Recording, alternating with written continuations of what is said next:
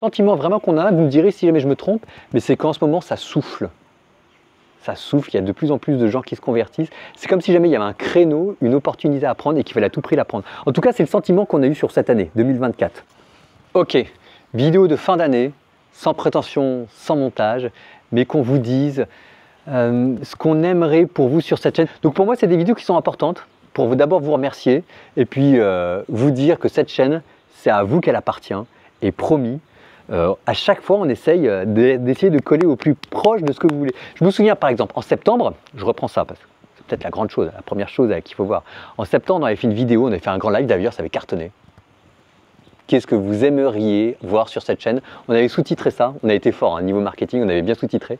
On avait dit, si vous vouliez changer une chose dans l'église, qu'est-ce que ce serait? Et avec ça, on s'était donné les grands axes de la chaîne YouTube, d'Instagram, de TikTok, etc. Vous nous aviez dit, il faudrait qu'il y ait plus de caté, il faudrait qu'il y ait plus d'apprendre à répondre aux objections que les gens nous donnent. On a tous des amis musulmans, des amis athées, des amis protestants, ils nous questionnent sur notre foi, il faut qu'on arrive à leur répondre. Donc ça, c'était les deux grands axes, et vous nous aviez dit aussi qu'il y aurait de la place peut-être pour essayer de traiter de l'actualité, mais de manière chrétienne. Bon, alors, il y a eu un article qui est sorti dans l'Humanité, dans lequel on s'en est pris plein la figure.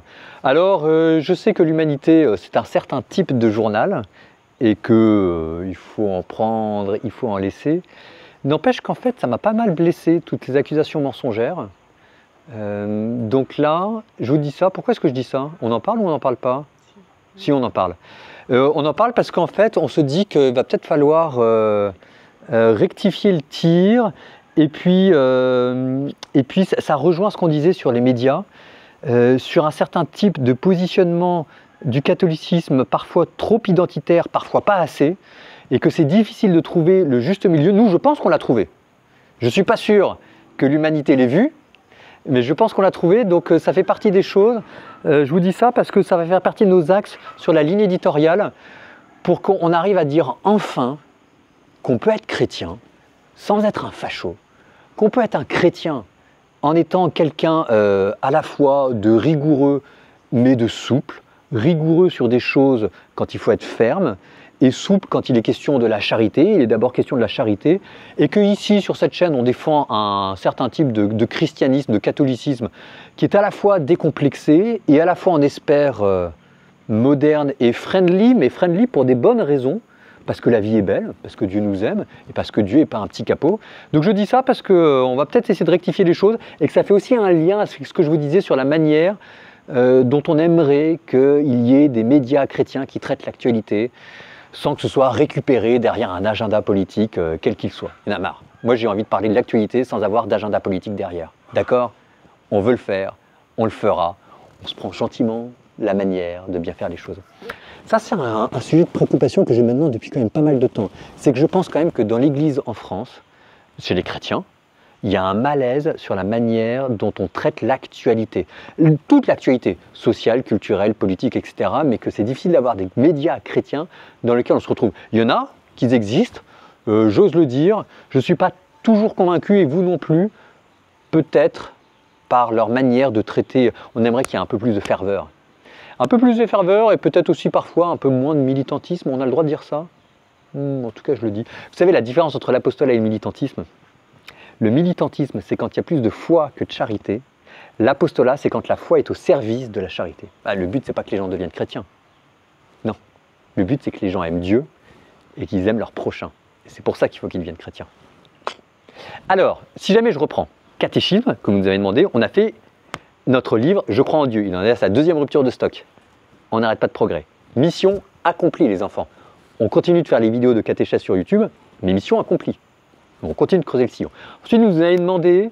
puis on avait fait aussi le podcast La Bible en un an. Alors ça, on est en plein dedans. Alors ça, je suis à grande goutte là-dedans, parce qu'il faut lire toute la Bible. Je ne sais pas si vous vous rendez compte, mais lire toute la Bible, c'est un travail de malade, mais vraiment. Et ensuite, il faut commenter toute la Bible. Et ça, en fait, ou bien il faut se droguer, ou bien il faut être inspiré par l'Esprit Saint. J'ai choisi la deuxième option. J'espère que je ne me suis pas trompé. Vous me direz, vous vous abonnez, vous mettrez les commentaires, d'accord? Donc sur le catéchisme, avec la Bible en un an et le parcours de foi, estampillé diocèse de Paris, estampillé conférence des évêques de France, quand on est à sa deuxième rupture de stock, les enfants, mes petits agneaux, on va continuer, d'accord? On va continuer. Promis, on continue, mais ça, vous êtes sur la bonne chaîne, c'est ça ce que ça veut dire. Ensuite, vous nous avez demandé de traiter de l'actualité. Ça, c'est plus compliqué parce que ça demande beaucoup de temps. Ça demande beaucoup de temps. Donc pour l'instant, on essaye de développer ça un petit peu sur Instagram. Si jamais vous allez sur Instagram, vous allez voir qu'on essaye de développer un petit format qui s'appelle les news de la semaine. Et alors moi, mon fantasme, normalement, je n'ai pas le droit de le dire parce que mon équipe ne veut pas que je le dise. Je vais encore me faire taper sur les doigts quand je vais le dire. Tant pis, je suis devant la caméra, elle n'est pas là, donc je le dis.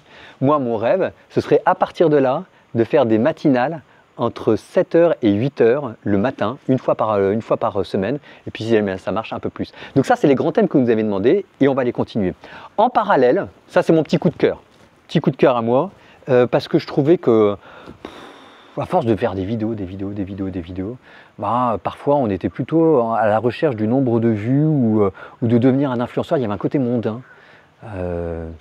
Ça m'a gavé cette année, excusez-moi de le dire de manière simple, mais ça, je parle d'abondance de cœur, mais notamment au début de l'année, moi je l'ai mal vécu, il y avait un côté bling bling mondain. Donc ce qu'on a fait avec l'équipe, on a décidé de prendre une décision et de s'engager dans l'humanitaire pour aimer Dieu, pour aimer son prochain, de mettre les mains dans le cambouis. Et c'est comme ça que je me suis retrouvé en Arménie. Alors moi dans ma tête, j'y allais pour éplucher des patates et des carottes, je me suis dit ça va me faire du bien de retourner back to basics. Vous savez, quand Rambo il doute de lui-même, il retourne il retourne voir son vieux maître et puis il réapprend les mouvements de base. Donc moi c'était l'humanitaire, éplucher les carottes, etc. Je me suis retrouvé avec l'aide à l'église en détresse, l'AED en Arménie, et là j'ai découvert en fait que les réseaux sociaux qu'on pouvait, c'était peut-être notre plus belle manière de faire de l'humanitaire. Et donc on a développé un nouvel axe sur la chaîne qui était d'aider les chrétiens en détresse, où qu'ils soient, en mettant la puissance des réseaux sociaux pour eux. On s'est retrouvé en Irak, à Pâques, on s'est retrouvé en Arménie en juillet. Là, en ce moment, je suis en Thaïlande, parce que tout le monde se demande depuis le début de la vidéo où je suis. Ça, c'est la Thaïlande. Je suis avec les enfants du Mékong. Alors, on ne peut pas dire que ce soit des chrétiens persécutés, mais certainement des chrétiens en marginalisés ou en tout cas en difficulté, qu'il faut aider à scolariser. Je vous mets les liens en bas. Je n'ai pas le temps de tout expliquer. Mais simplement, là, je suis en train de vivre ma plus grande vie de missionnaire. On est en train d'aller de village en village. On est en train de dire des messes. On est en train de visiter des écoles. Promis, le vlog arrive. Mais en attendant, Enfants du Mékong, c'est garanti cachère, c'est garanti 100% compatible avec la foi chrétienne. Je vous mets tous les liens en bas. Et notamment, ils recherchent des volontaires entre 20 et 35 ans. Et franchement, c'est le bon plan. Je n'ai pas le temps d'en dire plus, mais allez sur Instagram, d'accord? Vous verrez, vous comprendrez. Bon, donc ça vous donne les grands axes de la chaîne. Le catéchisme, la Bible, la défense de la foi, essayer de traiter de l'actualité, et puis avoir le souci humanitaire, et puis essayer de prendre un peu de distance avec un côté un peu, d'arrêter de faire l'influenceur. J'aimerais bien d'être moine. Ici, vous êtes sur la chaîne d'un moine, et ça le sera en 2025. C'est pour ça que moi j'ai besoin de vos conseils, c'est pour ça que je fais cette vidéo. Toujours dans les petites choses aussi, oui. Parce qu'il y a énormément de personnes qui nous disent on veut vous faire des dons, mais on veut que ce soit défiscalisé. Je sais mes petits agneaux. Je sais que pour vous c'est très important de nous donner de l'argent et pour nous c'est très important de recevoir. Je le sais.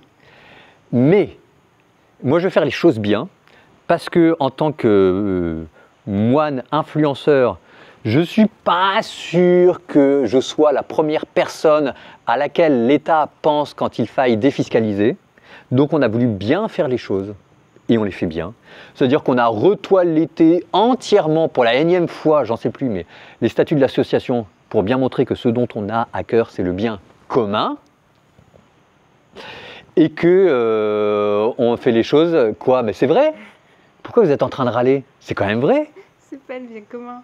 Mais c'est quoi? C'est le bien... l'intérêt général. L'intérêt général. L'intérêt général.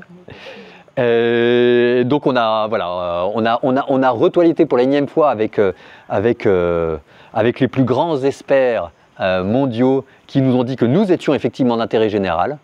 On a fait la demande, on attend la réponse et on l'aura parce que l'intérêt général, c'est ici que ça se passe. Ouais, ma gueule. Alors après aussi dans les petites nouvelles, l'équipe vit sa vie. Il y a ses grands moments, il y a ses petits moments. Parfois on est de bonne humeur, parfois on n'est pas de bonne humeur, comme tout le monde. Mais comme on le dit jour après jour, un peu plus que demain, un peu moins que demain et un peu plus qu'hier. On dit ça? Je ne sais plus. Enfin bon, bref. Donc, il y en a qui vont, il y en a qui viennent. Il y a des projets personnels, il y a des projets professionnels. Là, en ce moment, je suis avec Claire. que vous ne voyez pas, qui est derrière la caméra, qui est l'adjointe directrice de prod. Et c'est avec elle en fait qu'on organise tout. Qu'on regarde la ligne éditoriale, qu'aussi qu'on regarde, parce qu'on s'en prend aussi pas mal plein la figure, hein, forcément, il y a pas mal il y a à la fois énormément de followers, de gens qui nous veulent du bien, mais aussi des gens qui nous veulent du mal. Il y a des gens à qui, quand ils ont découvert la chaîne, ils ont découvert ça, on leur a donné un sens de leur vie, maintenant ils passent leur temps à essayer de nous faire des coups dans le dos, donc il faut aussi qu'on regarde tout ça. Donc je remercie toute mon équipe pour m'aider à bien tourner le coup. À côté, on a une alternante qui nous aide, notamment sur la com, mais pas que. On avait une stagiaire, on a aussi des personnes qui nous aident à développer. Salut Tristan. Puis on a aussi des monteurs, en veux-tu, en voilà. Salut à tous les monteurs, c'est vous les meilleurs. Et puis quoi d'autre, c'est pas mal quand même avec tout ça. Quand même. Donc vous voyez, ça se professionnalise. Non, c'est pas le bon mot. Ça s'institutionnalise. C'est moche de le dire comme ça. Mais dans mes cours de théologie, on disait l'institution, c'est quand la charité a réussi à se stabiliser dans une forme durable.